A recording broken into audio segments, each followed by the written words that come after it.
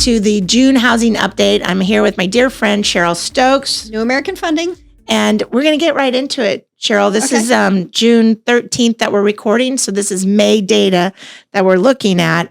But what is our friend Danielle Hale talking to us from Realtor.com? So Danielle says the number of homes for sale is rising in many markets, giving shoppers more choices than they've had in years. Sellers are becoming more flexible on pricing, underscored by the price reductions we're seeing. And while higher mortgage rates are certainly weighing on demand, the silver lining is that the market is starting to rebalance. This could create opportunities for buyers who are prepared. Agreed. It's a great time to buy. Yes. Because people priced too high, and now some deals in the consumer's eyes is happening. Right. Housing inventory is growing fast, and we are here in the South. So 32.9% year over year, Cheryl, but we're a little bit 3.6% over 17 to 19.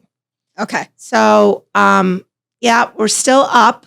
Whereas in some areas like the Northeast and the Midwest, they still have their inventories up, but not as much as it was in 17 to 19. Right. So, okay, we got that.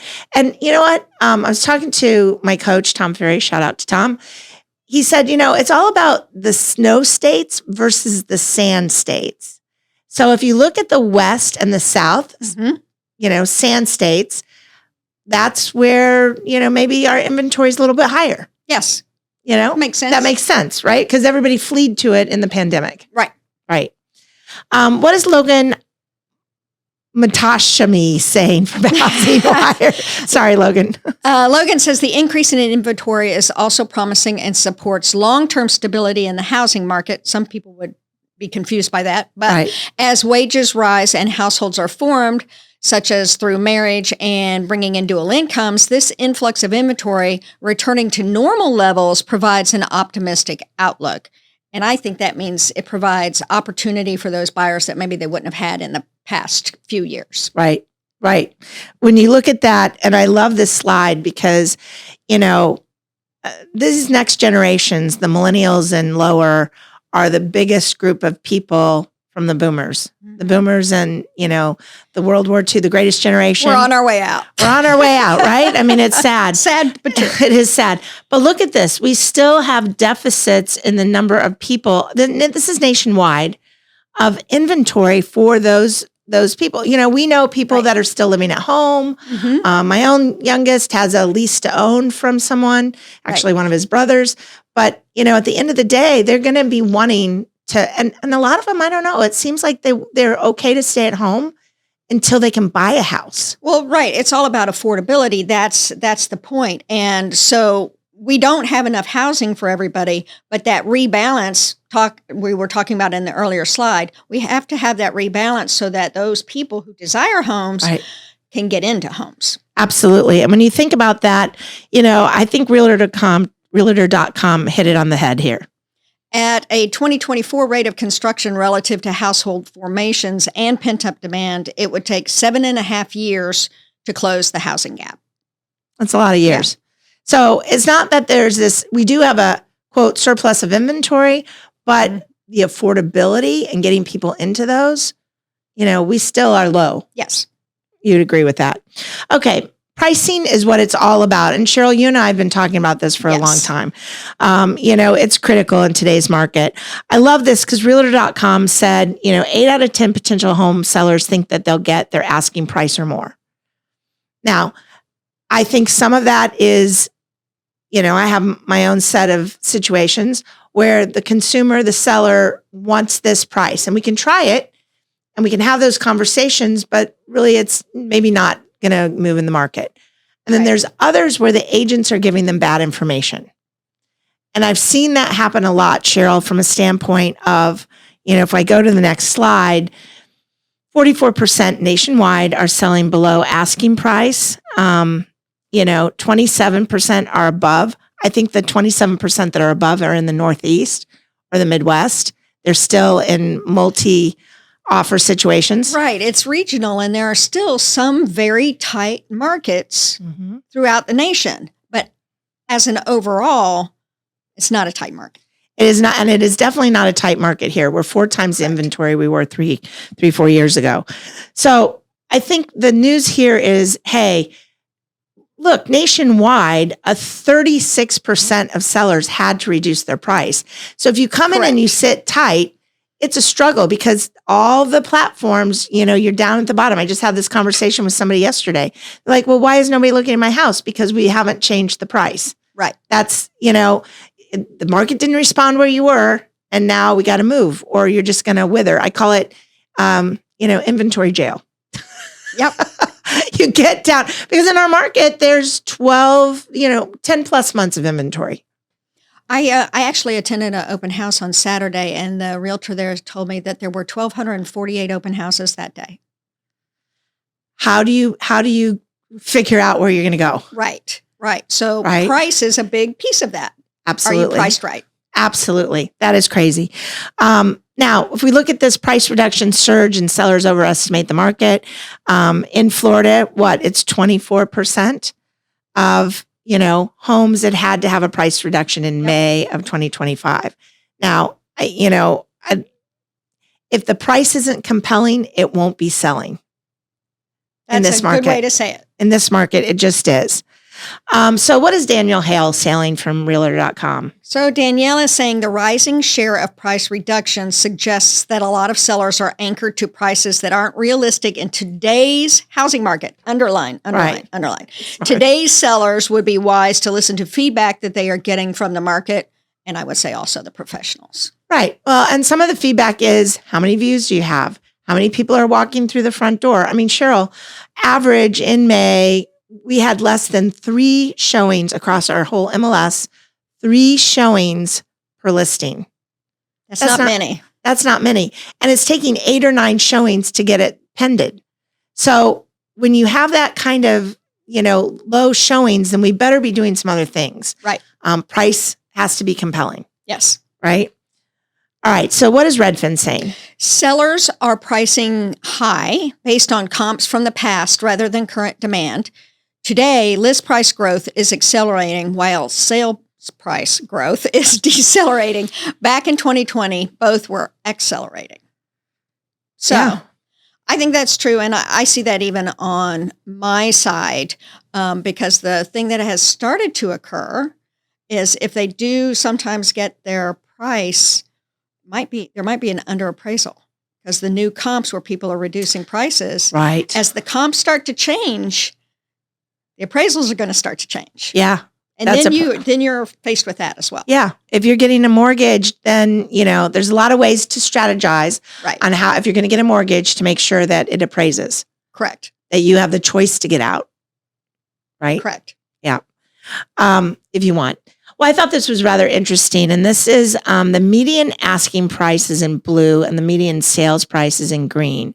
And if you look in March, which is the last data, look at the difference between where the sales price was and the asking price. Mm-hmm. It says that we're overpricing. Yes. And that delta is quite large. And it's probably one of the largest gaps we've seen since 21. Right? So what is Elijah saying from Redfin? I like this. When buyers and sellers are on different planets, one side eventually has to give in, and it's looking like it's going to be the sellers this time. Rising inventory, price drops, and seller concessions indicate this is already starting to happen, and sales price growth will likely continue to slow as a result. And our reporting on our side is that sellers' concessions are growing exponentially. Yeah. You said last month that we talked about that. It was 44%. 44%, I believe. Yeah, which was crazy. 44% of deals are getting concessions. Yeah. And even with people that maybe don't need a concession. Right. But why not? It is a buyer's market. Exactly. Why not? So as we go on and think about what homes.com, I really like this. The best way to determine your selling price is to talk with an expert and get a pulse on the current market. Remember to consider the differences between your home and others that recently sold. Be realistic about your home and what the market could net you based on its condition. Well said, condition. And I'm going to go one step further because there are sales professionals that do sell a lot of homes, but they give you happy ears. They want to get you in a price that makes sense for you, and all they want to do is beat you down. They don't want to have this realistic look. So if I'm the seller and two agents come in and one gives me a realistic price and the other gives me my happier price, why wouldn't I go with that one? Right. You want the pie in the sky because that would be great. Right. And they're good. They know what they're doing. Well, they missed it. So I always tell people, make sure you know what you got and do the comp support that. And where are they looking? Are they just throwing pieces of paper at you? Are they actually showing you how they came up with that number? Right. Because that's critical. All right. My home didn't sell. Oh no. Oh no. Lions and tigers and bears. Oh my. I love this chart shows that since 21 days on market has risen nationwide from roughly 30 at the lowest in 22 to 51 in 25. And I would say some of our markets are similar to that. I mean, I think we have a market at like around 55 in Southwest Florida. The point is that that's once you get the price right and you get a buyer, that's how quickly it happens. Right. But if you get into inventory jail, you're going to sit in that months of inventory. Right. So Cheryl, this is kind of interesting. Inventory since 2021, what is that? How many times is that? Is that 4 times? Almost? Yeah. Twice. Yeah. 447 in 21 and over $1 million in 2025. Right. Yeah. Right. 2.5 times. And that's nationwide. We're seeing about 4 times in our market. So inventory is going up. The last is homes that are selling are down. Now, of course, from 20, what was that? 60 in 21, it was 6.5 million plus. Yep. And in 25, they're estimating it to be less than, right around 4 million. So Correct. Less homes. Affordability. It's all about affordability. That's my mantra. It will remain my mantra. It's all about affordability, and the home has to be priced right. Right. Interest rates aren't changing anytime soon. So how can the seller and the buyer come up with an affordability plan to get that buyer in the house? And I love that because buy downs, great things to do that. I think we should do a really Mary on that, to talk about Absolutely. Affordability. Stay tuned for that in a different program. So let's talk about, we just talked about days of market increased, inventory increased, sales went down. Your home's going to come off the market. Right. Unless you get the price right. Right. And then what? Yes. So we're going to expire. When it expires, stay tuned for a lot of agents to call you. So what did RedX say about this? Expired listings are up 17.6% when comparing January through May of 25 with the same time frame just in 2024. Yeah. Trends look like we could end the year as high as 20% more than last year. Wow. That's a lot. It's a lot. We were doing some training yesterday and we looked at in Naples, expireds and terminated, same concept to me, in the last 120 days. 120 days. Do you know how many? You want to take a guess? 1,000. 2,700. Wow. That's a lot.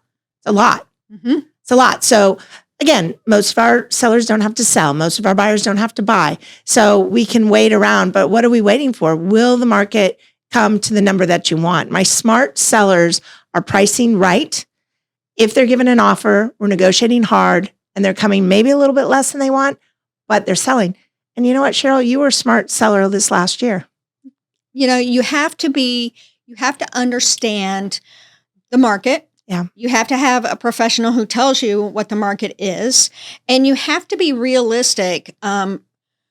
Everyone knows what the houses were valued at the end of 21 and the first of 2022. Mm-hmm. But this is mid 2025. The market has changed just like it has over time. And you have to understand where you are today. And the thing is if you bought prior to 21, even if you sell at what you think is less than it should be, you have so much equity in your home. Right. You have to understand that it's not all bad. You haven't lost anything. You still have all of that equity. It's just not the same amount that you would have had in 2022, but you weren't ready to sell in 2022. You weren't ready to sell them. Where would you have gone? Right. Right. Because at that point, tight. You would not have been able to repurchase. So take your equity and buy something else, and you're going to get a deal on your purchase. That's right. That's right. I love that. Well, this is what, RedX is saying, that when those homes that came off the market that didn't sell, roughly 70% of them, when they did sell another time, they listed another time, they were lower than what they expired at. And also probably a lot lower than what they originally listed at. Yeah. Because if they got to that point, unless they were, their agent never talked to them, that happens. Yep. They were not going to change the price, that happens. But when they got to the second time around, they were ready to sell and it went for less than what they expired at. So I think that's interesting from one standpoint. Hey, if you're listed already, talk to your agent, have a conversation. What are your options? What are you going to do?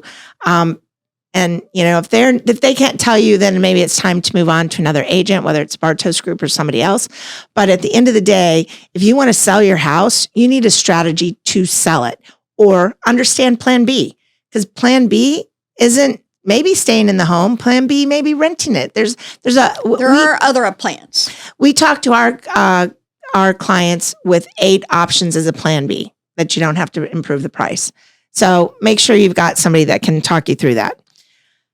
Our market, Cheryl, days on market. I just really wanted to flash these up because I think you saw what was in. It was like 51 days. Hey, overall Naples market is only 59 days on market. They have 10 plus months of inventory. Right. But when they get the price right and they get the buyer, there's only 59 days that takes to transact. The highest one is Marco at 74, and Fort Myers and the Cape are 52 and 55. Not bad at all. So days on market, inventory. Yes, it's up. Cheryl, you keep telling people this is a 2017, 2019 market, right? I do. And people look at me like I'm crazy, but in 2019, this is about where we were sitting. Right. And so that's why I say we have rebalanced. Yeah. We had the anomaly of the pandemic, but we are back to where we started right before the pandemic. Which I love. So you can see that. And if you take that line across, we're pretty much at 2019 with the inventory that we have right now sitting. You can see the 4 areas in our markets here. And then last but not least, sales by area. I think, we are probably a little bit lower. This is May data. So you might want to look at some of the other ones, but our May was a little quiet, more than usual. I think there's just a lot of uncertainty in the world.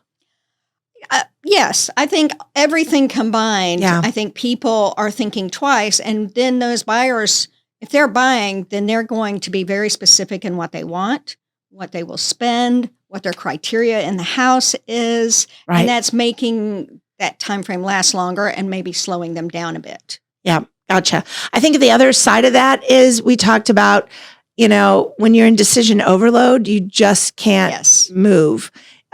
There's just so much going on. Yeah, there's so much going on. So I think we're seeing some of that. So back to days on market, inventory up, sales down. That means if you're not really ready and focused with an agent that can get you across the finish line, it will come off the market. It will expire. And then, maybe that's okay. Maybe you've got a plan B, but make sure you know what you have. Cheryl, we end this time with, is it time to move? I always have the exact same answer.